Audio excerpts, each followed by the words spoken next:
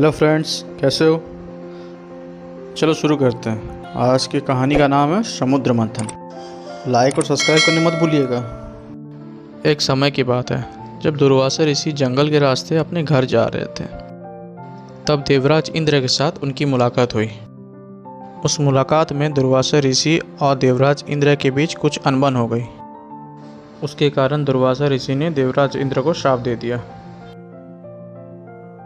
उस श्राप के कारण लक्ष्मी माँ देवलोक से अदृश्य हो गए।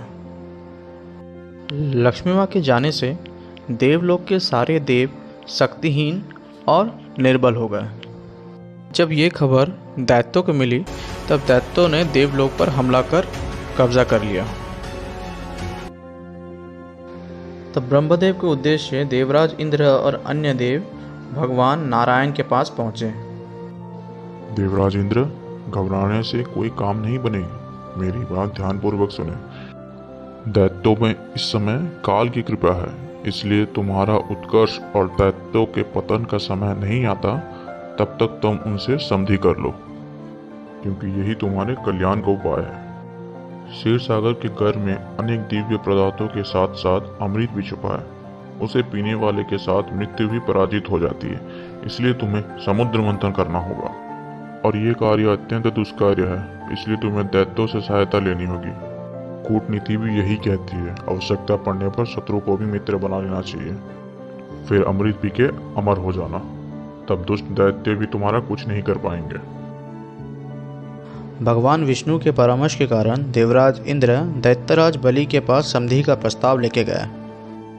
यदि मैं समुद्र मंथन में आपकी सहायता करूं, तो मेरा क्या लाभ होगा? समुद्र मंथन से देवता और दानव अमर हो जाएंगे, क्योंकि समुद्र मंथन से प्राप्त अमृत को पीने से अमरता मिल जाएगी।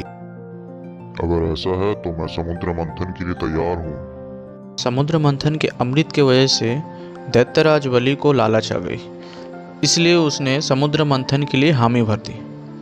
समुद्र मंथन के लिए मंत्राचल पर्वत स्थापित कर वासुकी नाग को रस्सी बनाया गया। तब स्वयं भगवान विष्णु ने कछुए का रूप धारण कर मंत्राचल पर्वत को अपने पीठ पर रखा, ताकि मंत्राचल पर्वत डूब न जाए और स्थिर बना रहे। देवता वासुकी नाग को मुख की ओर से पकड़ने लगे। तब उल्टी बुद्धि वाले दैत्यों ने कहा, वासुकी नाग को मुख की तरफ पकड़ने में देवताओं का कुछ न कुछ लाभ होगा। हम भी किसी शक्ति में कम नहीं, हम मुख की ओर स्थान लेंगे। ठीक है, हम पूंछ की भाग से पकड़ लेंगे, हमें कोई आपत्ति नहीं है। अमृत पाने की इच्छा से सभी पूरे जोश से समुद्र मंथन कर रहे थे। तभी समुद्र में से भयंकर हलाहल विष निकला। ये क्या हो रहा है? समुद्र में से तो विष निकल रहा है। इससे तो हम सभी मर जाएंगे। भागो भागो, सब भागो। हमें भोलेनाथ के शरण में जाना चाहिए, अब हमें वही दुविधा से निकाल पाएंगे।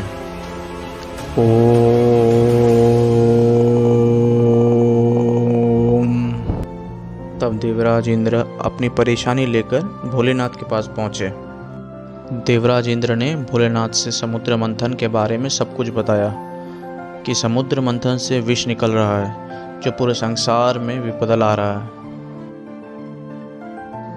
सभी देवताओं के प्रार्थना से भोलेनाथ ने समुद्र मंथन से निकले विष को पी गए, किंतु उसे अपने कंठ से नीचे नहीं उतरने दिया। उसी कारण से उनका कंठ नीला पड़ गया, इसलिए उन्हें नीलकंठ के नाम से भी जाना जाता है। फिर समुद्र मंथन प्रारंभ हुआ। अब कामधेनु गाय निकली, जिसे ऋषियों ने रख लिया। फिर एक घोड़ा निकला, जिसे दैत्यराज बलि ने रख लिया। फिर ऐरावत हाथी निकला, जिसे देवराज इंद्र ने रख लिया। एक वक्त के बाद कौस्तभ मणि समुद्र से निकली, उसे विष्णु भगवान ने रख लिया। फिर लक्ष्मी माँ निकली, उसने स्वयं ही भगवान विष्णु को वर लिया। और अंत में धन्वंतरि देव अमृत का घट लेके निकले। अमृत के घट को दैत्यों ने छीन लिया, फिर वापस में ही लड़ने लगे। इस अमृत को पहले मैं पीऊंगा। नहीं, मैं पीऊंगा। नहीं, मैं पीऊंगा। नहीं, मैं पीऊंगा। ये दैत्य तो आपस में ही लड़ रहे हैं, किंतु हमारे पास इतनी भी शक्ति नहीं कि हम उनसे लड़ पाए और अमृत रस ले सके। हमें भगवान विष्णु से मदद मांगनी होगी। हे नारायण, सभी दैत्यों ने अमृत कलश को छीन लिया है और वापस में ही लड़ रहे हैं। दुर्वासा ऋषि के श्राप के कारण देवता दैत्यों से युद्ध करने में सक्षम नहीं है। आप चिंतित मत होइए ब्रह्मदेव, मैं देवताओं को सहायता के लिए मोहिनी रूप धारण करूंगा।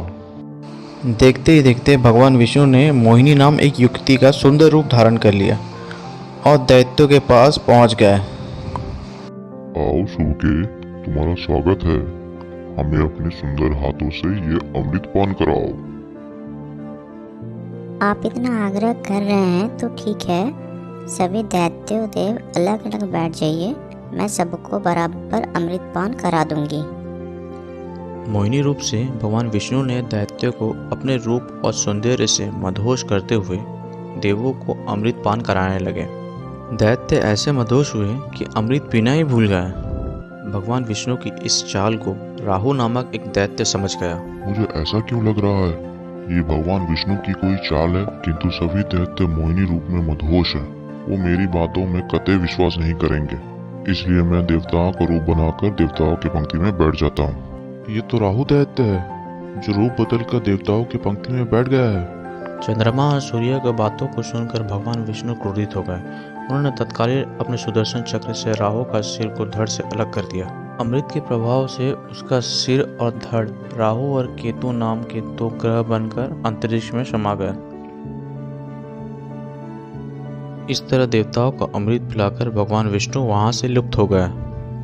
उनकी लुप्त होते ही दैत्यों की मदहोशी समाप्त हो गई। वो अत्यंत क्रोधित हो गए और देवताओं पर प्रहार करने लगे, मगर इस बार सभी देवताओं अपनी शक्ति वापस पा चुके थे, अतः उन्होंने दैत्यों को पराजित कर अपना इंद्रलोक वापस पा लिया।